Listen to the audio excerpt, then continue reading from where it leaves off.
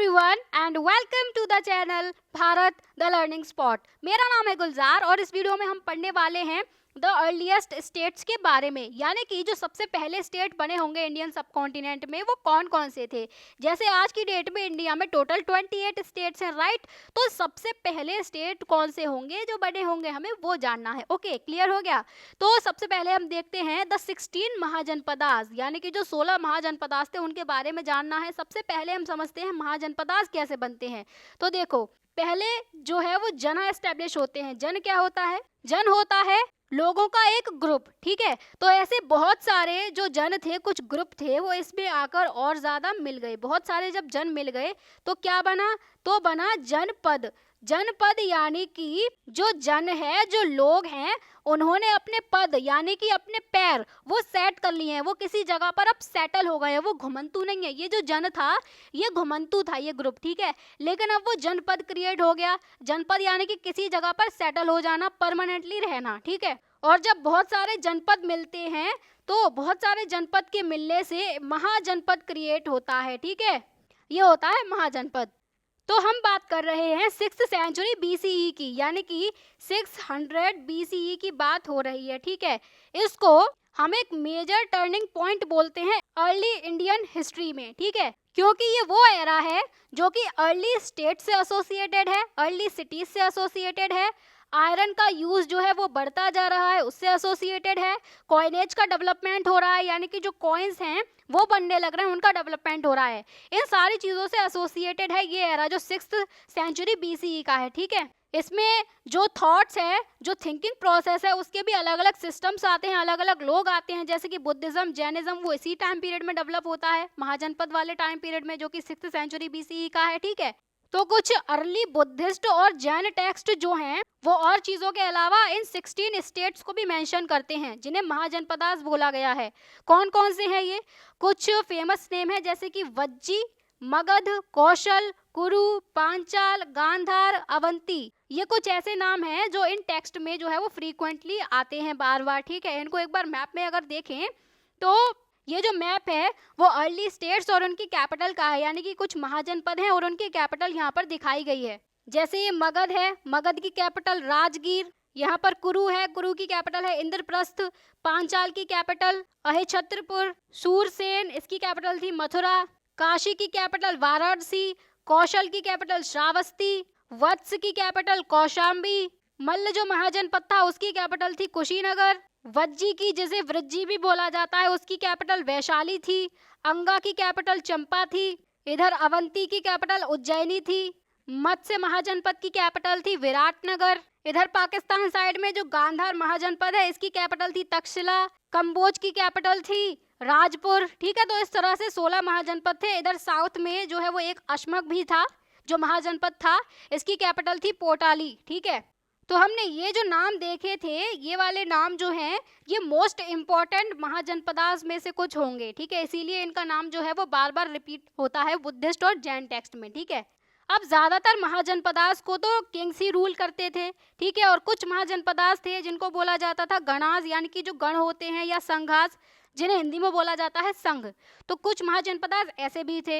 इन्हें कौन रूल करता था? इन्हें रूल करती थी ओलिगार्कीज। ओलिगार्कीज क्या होती है? ओलिगार्की में जो मैन होते हैं, ठीक है, इनका एक ग्रुप होता है जो रूल करता है, पूरा ग्रुप मिलकर रूल करता है, जहां पर पावर जो है वो कुछ मैन आपस में शेयर करते हैं और सारे मैन मिलकर उस गण को, उस संघ को रूल करते हैं। और ग्रुप में जितने भी मैन हैं उनमें से हर किसी को राजा बोला जाता था, ठीक है। अगर हम बात करते हैं महावीर और बुद्ध की, महावीर तो जो है वो जैनिज्म से रिलेटेड हैं और बुद्ध बुद्धिज्म से रिलेटेड हैं।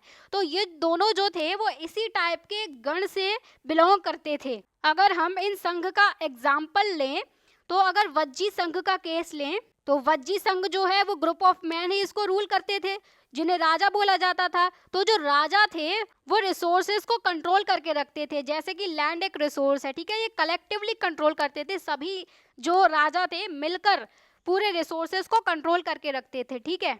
महाजनपदास की हिस्ट्रीज को रिकंस्ट्रक्ट करना थोड़ा सा डिफिकल्ट टास्क है क्योंकि सोर्सेज की कमी है, लेकिन फिर भी हम ये कह सकते हैं कि इनमें से कुछ ऐसे स्टेट्स थे जो नियरली 1000 साल तक चलते रहे, बने रहे, अपने एग्जिस्टेंस में रहे वो लगभग 1000 साल तक, ठीक है। और हर महाजनपदा की अपनी एक कैपिटल सिटी हुआ करती थी, जैसे अभी हमने मैप में देखा था मगध की कैपिटल क्या थी, राजगीर थी, है ना। और उस कैपिटल सिटी को फोर्टिफाई किया जाता था, यानी कि जैसे ये पूरी सिटी बसी हुई है इसके चारों ओर फोर्टिफिकेशन कर दिया जाता था, दीवार बना दी जाती थी, किलाबंदी जिसे बोलते हैं, ताकि इस कैपिटल सिटी की सिक्योरिटी प्रॉपर बनी रहे, ठीक है। अब ये जो फोर्टिफाइड सिटीज हैं इनको मेंटेन करने में और इसके साथ ही साथ इंसिपिएंट आर्मीज को प्रोवाइड करने में, इंसिपिएंट आर्मीज वो होती हैं जो कि स्टार्टिंग स्टेज की आर्मी होती हैं, यानी कि ये प्रॉपर्ली ट्रेंड आर्मी नहीं है, प्रॉपर्ली डेवलप्ड आर्मी नहीं है, ना ही ये पूरी तरह से ऑर्गेनाइज्ड है और ना ही स्ट्रॉन्ग है ये आर्मी, ठीक है। तो स्टार्टिंग जब आर्मी डेवलप होना शुरू ही होती है हिस्ट्री में, तो वो वाली आर्मीज होती है इंसिपिएंट आर्मीज। तो इंसिपिएंट आर्मीज को रखने में, ब्यूरोक्रेसीज को रखने में, ब्यूरोक्रेसीज क्या होती हैं, गवर्नमेंट के अंडर जो काम करते हैं, गवर्नमेंट की नौकरी जो करते हैं वो होते हैं ब्यूरोक्रेट्स, और इस सिस्टम को बोला जाता है ब्यूरोक्रेसी। तो इंसिपिएंट आर्मीज, ब्यूरोक्रेसीज और इन फोर्टिफाइड सिटीज को मेंटेन करने के लिए रिसोर्सेज की तो जरूरत पड़ेगी ना, पैसा चाहिए ना इन सभी को, इन ब्यूरोक्रेट्स को देने के लिए पैसा चाहिए, इन आर्मीज को देने के लिए पैसा चाहिए, सिटीज के लिए पैसा चाहिए, इनको मेंटेन करने के लिए पैसा चाहिए। तो ये पैसा कहाँ से आएगा, ये रिसोर्सेज कहाँ से आएंगे। अब क्योंकि ये महाजनपदास है, यानी कि कोई किंग या कोई रूलर जो है वो रूलिंग कर रहा है ना, तो जो एग्रीकल्चर वगैरह होगा, जो भी प्रोडक्शन किया जाएगा उसमें से टैक्स ये लोग लेंगे, तो इस तरह से इनके पास में पैसा आता है और ये सारी चीजें जो वो मेंटेन की जाती हैं, ठीक है। लगभग 6th सेंचुरी BCE से जो ब्राह्मण्स थे उन्होंने संस्कृत टेक्स्ट को कंपोज करना शुरू कर दिया, जिन्हें बोला गया धर्मसूत्रास। धर्मसूत्रास में क्या लिखा हुआ था, इनमें नॉर्म्स लिखे हुए थे, यानी कि कुछ रूल्स रेगुलेशंस लिखे हुए थे रूलर्स के लिए, जो भी किंग होते होंगे, और इसके साथ ही साथ कुछ और सोशल कैटेगरीज होती होंगी, उनके लिए कुछ नॉर्म्स लिखे हुए थे इन धर्मसूत्रास में। ये जो दूसरी सोशल कैटेगरी है ये हो सकता है क्षत्रियास हो। क्षत्रिय कौन होते हैं, जो लड़ाई करते हैं ना, जो युद्ध करते हैं, वो होते हैं क्षत्रिय। तो जब वैदिक एज आई तो वर्ण सिस्टम बना, वर्ण सिस्टम में सबसे पहले थे ब्राह्मण, उसके बाद में थे क्षत्रिय, क्षत्रिय के बाद वैश्य थे, वैश्य के बाद में शूद्र आते हैं, ठीक है। तो ये दूसरी कैटेगरी के ये वाले जो थे क्षत्रिय, इनके लिए कुछ नॉर्म्स बने होंगे, रूलर्स के लिए जो है वो नॉर्म्स बने होंगे इन धर्मसूत्रास में। कौन बना रहा है इन्हें, ब्राह्मण्स बना रहे हैं, क्योंकि ब्राह्मण सबसे ऊपर हैं। जो रूलर है ना, जो किंग है, वो भी क्षत्रिय कैटेगरी में ही आ जाता है, ठीक है।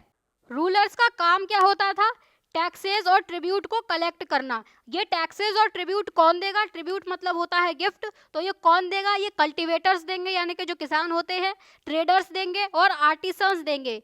ये सभी लोग तो टैक्स देंगे ना, और ट्रिब्यूट अपने मन से देना चाहें तो दे सकते हैं, तो इन्हें कलेक्ट करते हैं रूलर्स। तो यहीं से ही तो पैसा आता है ना इनके पास में, तभी तो जो सिटीज हैं, जो आर्मी है, जो ब्यूरोक्रेसी है, उनको ये मेंटेन कर पाते हैं, तभी तो कर पाते हैं, राइट।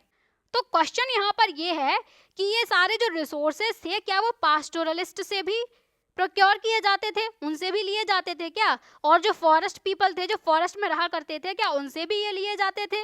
तो इसके बारे में तो हमें बिल्कुल पता ही नहीं है। जो हम जानते हैं वो क्या है कि जो नेबरिंग स्टेट्स हैं, जो आस पड़ोस के जो भी स्टेट हैं, उन पर रेड करना, यानी कि उन पर अटैक करना, इसको एक लेजिटिमेट मीन समझा जाता था, यानी कि एक लीगल काम है ये वेल्थ को एक्वायर करने का। जैसे ये एक स्टेट है, इसके पड़ोस में ही दूसरा स्टेट लोकेटेड है, इस स्टेट ने क्या किया, इस पर अटैक कर दिया और इसमें जो भी वेल्थ थी इसको लूट कर अपने पास ले गए और इसकी टेरिटरी को भी अपने में ही मिला लिया और ये बड़ा स्टेट बन गया एक, ठीक है। तो इस तरह से भी रिसोर्सेज जो है वो गेन किए जाते होंगे। ग्रेजुअली क्या होता है, कुछ स्टेट्स ऐसे थे जिन्होंने स्टैंडिंग आर्मीज एक्वायर कर ली। स्टैंडिंग आर्मीज यानी कि जो परमानेंट आर्मीज होंगी, यानी कि अब इन्हें उन आर्मीज को भगाने की जरूरत नहीं पड़ेगी कि थोड़े टाइम के लिए जब जरूरत पड़ी तो बुला लिया, बाकी का इन्हें भेज दिया। कोई परमानेंट आर्मी नहीं थी इससे पहले, धीरे धीरे ये परमानेंट आर्मी बनने लगी और रेगुलर ब्यूरोक्रेसीज को भी मेंटेन करने लगे कुछ स्टेट्स जो थे, ठीक है। यानी कि ये जो ब्यूरोक्रेसीज थी ये भी परमानेंट हो गई। बाकी के जो भी स्टेट्स थे वो मिलिशिया पर ही डिपेंड रह गए। मिलिशिया होती है अनट्रेंड आर्मी जो होती है, जैसे हमने अभी देखा था ना स्टार्टिंग वाली जो फेज होती है आर्मी की, तो उसी तरह से मिलिशिया होती है, जो आसपास के लोग होते हैं उन्हीं को बुला लिया जाता है लड़ने के लिए, वो होता है मिलिशिया। तो मिलिशिया रिक्रूट किए जाते थे हो सकता है ये पीजेंट्री जो है यानी कि जो किसान वगैरह होते हैं उन्हीं को रिक्रूट कर लिया जाता हो इस मिलिशिया में। तो कुछ स्टेट्स उस पर भी डिपेंड थे। तो इस बुक में हमें टोटल 16 महाजनपदास के बारे में पढ़ने की ज़रूरत नहीं है। इसमें हमें उस 6 में से एक को पढ़ना है जो है मगध, इसकी केस स्टडी करनी है, ठीक है। तो 6th और 4th सेंचुरी BCE के बीच में क्या होता है, जो मगध है, मगध कहाँ पर है, प्रेजेंट डे बिहार में लोकेटेड है, ये मोस्ट पावरफुल महाजनपद बन जाता है। लेकिन ऐसा क्यों होता है, ये मगध ही क्यों मोस्ट पावरफुल होता है? जो मॉडर्न हिस्टोरियंस हैं वो अलग अलग तरीके बताते हैं, अलग अलग रीजंस बताते हैं इसके डेवलपमेंट के लिए। पहला रीजन है कि मगध एक ऐसा रीजन था जहां पर एग्रीकल्चर जो है वो बहुत ज़्यादा प्रोडक्टिव था, बहुत ज़्यादा एग्रीकल्चर में प्रोडक्शन मिलता था। और क्या क्या रीजन थे मगध के डेवलपमेंट के? आयरन माइंस थी जो कि प्रेजेंट डे झारखंड में है, क्योंकि पहले बिहार और झारखंड एक ही स्टेट हुआ करते थे। तो हम बात कर रहे हैं मगध की। मगध में क्या थी? आयरन माइंस थी। ये आयरन माइंस एक्सेसिबल थी और इनसे रिसोर्सेज प्रोवाइड होते थे टूल्स बनाने के लिए, वेपन्स बनाने के लिए। यानी कि आयरन माइन से आयरन ओर निकाला जाएगा और आयरन ओर से जो है वो आयरन निकाला जाएगा और इस आयरन का यूज़ कहाँ किया जाएगा? इन टूल्स को, इन वेपन्स को बनाने में। और इन टूल्स एंड वेपन्स का यूज़ कहाँ किया जाएगा? वॉर लड़ने में। तो मगध अपनी टेरिटरी को इस तरीके से एक्सपेंड करता जाता है, ठीक है। और क्या रीज़न है? एलिफेंट्स रीज़न है। एलिफेंट्स आर्मी का एक इम्पॉर्टेंट कंपोनेंट होते हैं। ये एलिफेंट जो हैं वो मगध जहाँ पर लोकेटेड था वहाँ पर फॉरेस्ट भी थे, तो वहाँ पर एलिफेंट मिल जाते थे। इसके साथ ही साथ गंगा और इसकी जितनी भी ट्राइब्यूटरीज हैं उनसे चीप और कन्वीनियंट कम्युनिकेशन हो जाता था। यानी कि अगर ट्रेडिंग करनी है, एक जगह से दूसरी जगह जाना है, तो गंगा और उसकी ट्राइब्यूटरीज का यूज करके आसानी से जाया जा सकता है, कम कॉस्ट में जाया जा सकता है, ठीक है। इन रीजंस के साथ साथ कुछ अर्ली बुद्धिस्ट और जैन राइटर्स थे जिन्होंने मगध के बारे में ये लिखा है कि मगध को इसकी पावर इन सारी रीजंस की वजह से नहीं मिलती, इन्हें मिलती है कुछ इंडिविजुअल्स से उनकी पॉलिसीज की वजह से। वो कौन से इंडिविजुअल्स थे? वो थे बिंबिसार, अजातशत्रु, महापद्म, नंद।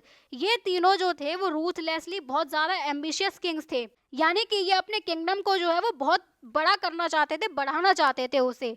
तो इन तीनों का नाम बहुत ज़्यादा फेमस है, ये और इनके मिनिस्टर्स जिन्होंने इनकी हेल्प की इनकी पॉलिसीज इंप्लीमेंट करने में। तो मगध के डेवलपमेंट का एक रीजन ये लोग भी हो जाते हैं, ठीक है। बुद्धिस्ट और जैन राइटर्स के अकॉर्डिंग है ये।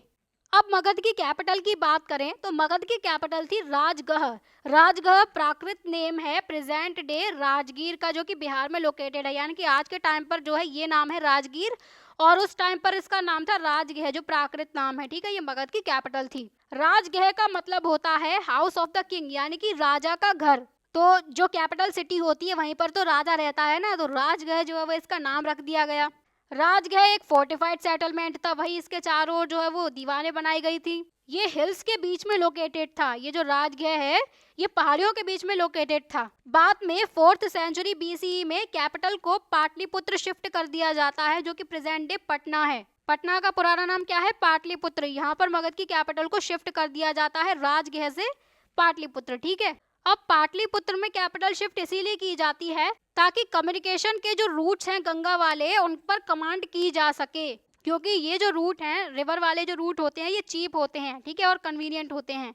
इसीलिए राजगृह से हटाकर पाटलिपुत्र कर दी गई कैपिटल मगध की, ठीक है। तो ये हमने जान लिया कि हड़प्पन सिविलाइजेशन के खत्म होने के बाद में क्या क्या होता है उसके बीच में, ठीक है। फिर 6th सेंचुरी BCE में क्या क्या डेवलपमेंट्स होते हैं। 16 महाजनपदास आते हैं। उन महाजनपदास में जो मगध है वो सबसे ज्यादा राइज कर जाता है, सबसे ज्यादा पावरफुल बन जाता है, ठीक है। धीरे धीरे ये मगध इतना पावरफुल हो जाता है कि यहाँ पर एक अंपायर खड़ा होता है जो है मौर्यन अंपायर, जिसके बारे में हम पढ़ेंगे अगली वीडियो में, ठीक है। तो इस वीडियो में इतना ही। आई होप सो कि समझ में आया होगा। अगर कोई भी डाउट होता है तो कमेंट में जरूर बताएं। वीडियो अगर पसंद आई हो तो वीडियो को लाइक करें, शेयर करें, चैनल को सब्सक्राइब करें। तो चलिए इसी के साथ में करते हैं वीडियो को समाप्त। मिलते हैं अगली वीडियो में, तब तक के लिए bye bye, take care and keep learning.